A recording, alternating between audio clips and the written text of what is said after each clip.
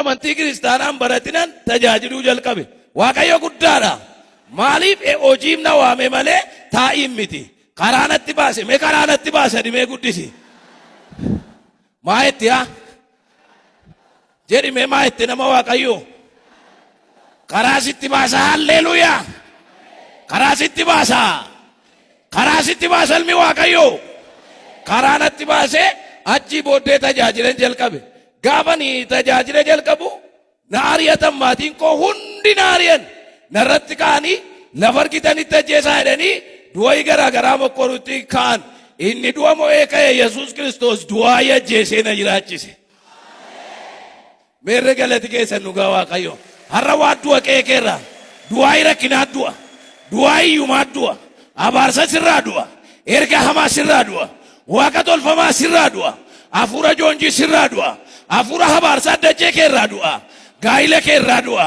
Narraa dhangalaase. Halleluuyaa. Mee narraa dhangalaasee dhaamee guddisaati. Gaafa kana gaa maqaan Waaqayyoo bara baraan ulfaata. Galanni isaaf haa ta'u. Mee harka rukutaa galateeffadhaa Waaqayyoon. Gaafa kana gaa Waaqayyoo gaafa lolli natti baay'atu kanaa na ariyanii lafa argitanitti ajjeesaa du'aa itti godhaa jedhanii Waaqayyoo ijatti jaamsee haala garaa garaan narraa rukutee barumsa ol na deemsisee waan baay'ee keessa na dabarsee gaa'ilaan na ga'ee waan hin yaadamne hojjete Waaqayyo guddaadha. Yaaddeen isa Waaqayyo siif yaadee jiraatta. Mee nama simbiraan si jedhitti guddisi. Maaliif nuun sodaattu fakkaataa si jedhitti guddisi. Yaaddeen isa Waaqayyo siif yaadee jiraatta jedhaa guddisaati.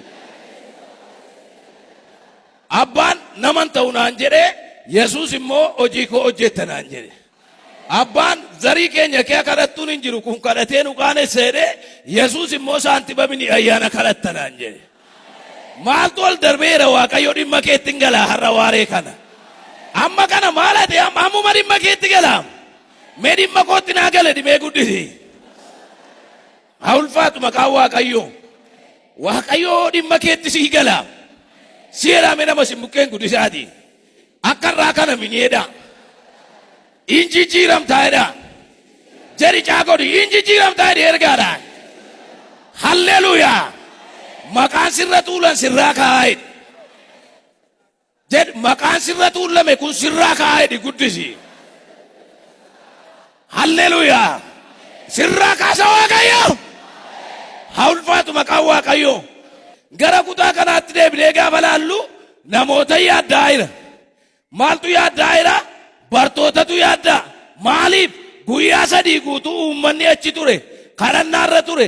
Fixuuf galuuf immoo jedhu. Kanaafuu Yesuus immoo warra yaaddaan argee yaaduuf itti ga'e. Nami yaaddaa jirtu jirtaa si yaadameera Waaqayyo biraa waa. Waa'ee manaa yaaddoftaa waa'ee manaa masii yaadameera. Waa'ee konkolaataa yaaddoftaa waa'een konkolaataa qulfii isheen keemma oomishamaa jira. Waa'ee siyoosiidhaan kuftee yaaddoftaa Waaqayyo siyoosii malee karaa sii banaa jira. Meerree galati kee Waaqayyo. Waa'ee gaa'ilaa maalii nan fuudhee yaaddoftaa inni gaa'ila moo Waaqayyo waa'ee gaa'ila keetii waa yaadeera.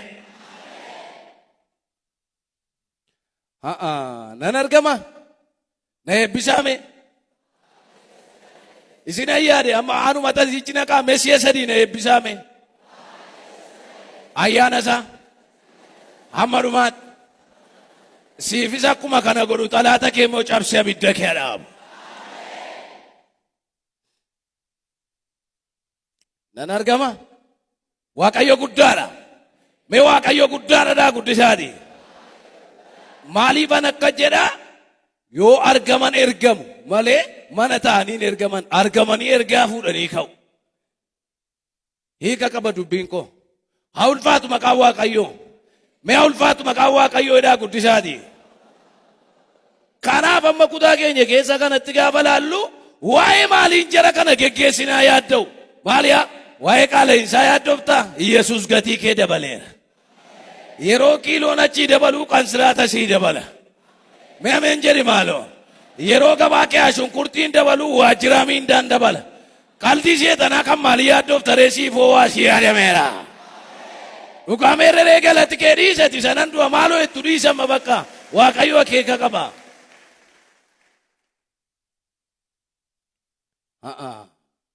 Akeeka qaba waaqayyo. Mee akeeka qaba dhaamee guddisaati.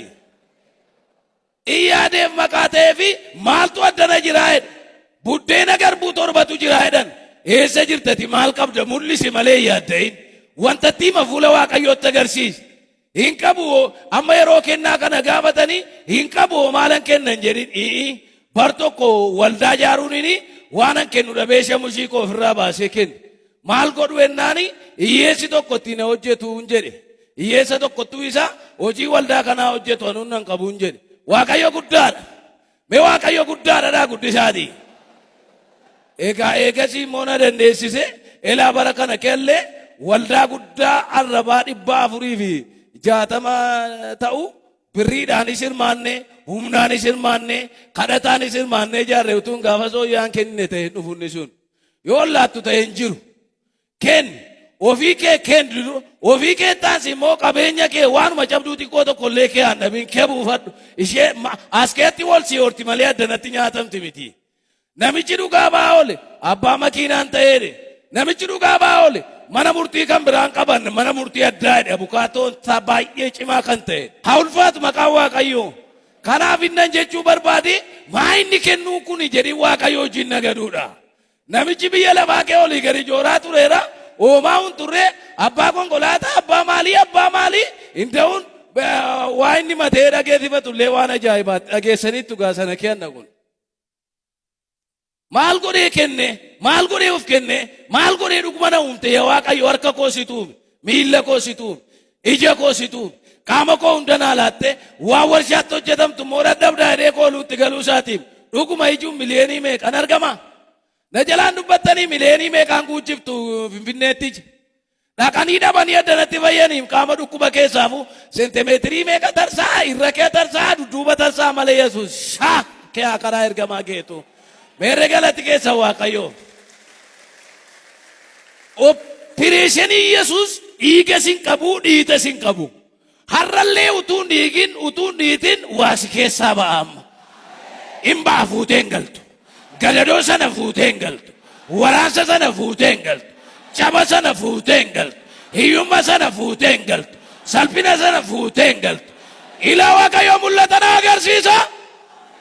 Nama wayyaa moofaa namarraa sassaabee abiddatti kaa'uun argaa. Isa gubee fuutiin fixeetu wayyaa adii kennan hidhachiisa. Maa hin danda'u waaqayyo saba kana mul'atan hidhachiisa naan jedhee. Meerree galati kee nama ergaa ammaa fudhate. Waaqayyo guddaadha. Mee waaqayyo guddaadha guddisaati. Kanaaf gara kutaa keenyaa kanatti gaafa deebinu buddeenuma garbuu sana fidaa jedhe. Meetii 200 bitamee waliin ga'u maal godhu naayituma fidaa jedhe. Qurxummii muraasa sana natti waanuma xinnoo sana fidi xinnoodhaan jedhu Yesuus. Isa duukaa dhuftaa malee qabeenya dhabe miniif Yesuus. Maqaan waaqayyo ulfaatu. Ati mataan kee iyyuu kan saati. Addunyaan kun iyyuu kan saati. Lafti kun iyyuu kan saati. Qilleensi kun iyyuu kan saati. Waaqayyo guddaadha. Maal labere waa Yesuus akkataa tokko gargaartu sitti hin fakkaatiin. Yesuus gooftaa bara baraati. Jabaadha.